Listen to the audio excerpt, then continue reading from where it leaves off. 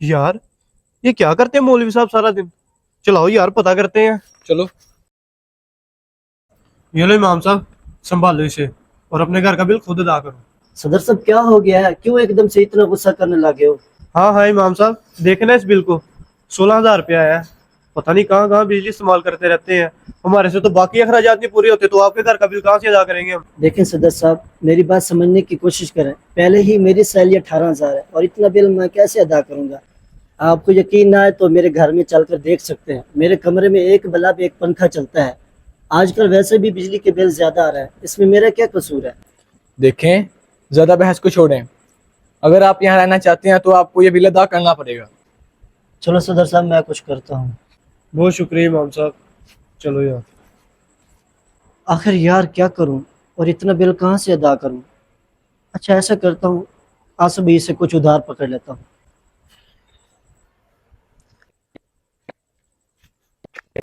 तारिक भाई की कॉल। खैरियत तो है? अस्सलाम वालेकुम आसफ भाई। जी वालेकुम सलाम तारिक भाई।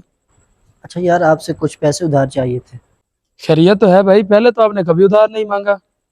जी आसफ भाई, बिल ज़्यादा आने की वजह से सदर साहब ने कहा है कि अपना बिल खुद अदा करना है और मैं जल्द ही आपको वापस कर दूंगा। नहीं नहीं तारिक भाई, कोई बात नहीं, आप परेशान ना हो। आप ऐसा करें, मुझे अपना अकाउंट नंबर भेजें, मैं भी आपको सेंड करता हूँ।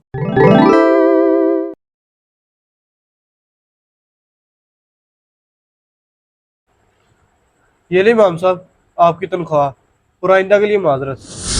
आखिर मेरी गलती क्या है? मेरी छुट्टी क्यों करवा रहे हो? इमाम साहब, आपकी गलती कोई नहीं है, अब ऐसे ही हमारी समझ में नहीं आ रही।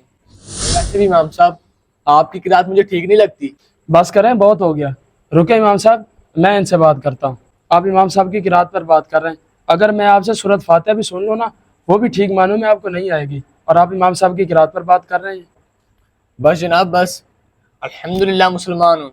मैं भी आपको सुनाता हूँ। अल्हम्दुलिल्लाहि रब्बिल आलमीन अर्रहमानिर रहीम मालिक यौमिद्दीन।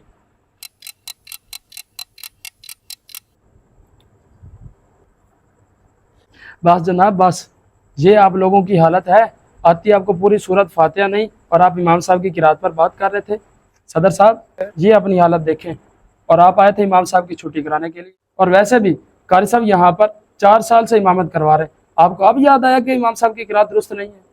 और वैसे भी दोस्तों, हमारे दौर का अलमिया ये है, अब माशरे में किसी भी इदारे में चले जाएं, वहाँ पर बंदा रखने के लिए वो उस फील्ड का एक्सपर्ट बंदा होता है, लेकिन यहाँ पर इमाम साहब को रखना हो, इमाम साहब की छुट्टी करानी हो, तो मामला ही कुछ और है। ऐसे लोग जिम्मेदार बने हुए हैं जिनकी अपनी किरात ही दुरुस्त नहीं है।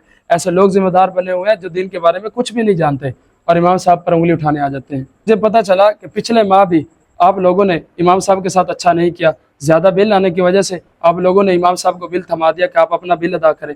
16,000 रुपये बिल है, 18,000 रुपये इमाम साहब की तनख्वाह है। अब आप सब अपने घर वाले हैं, अपने बच्चों वाले हैं, थोड़ा सा देखें, घर में लाखों लाख खर्चा हो रहा है।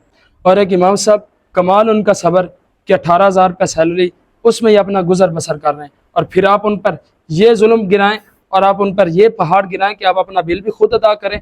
16,000 रुपये अगर बिल अदा कर दें तो 2,000 में कैसे अपने घर का गुजर बसर करेंगे?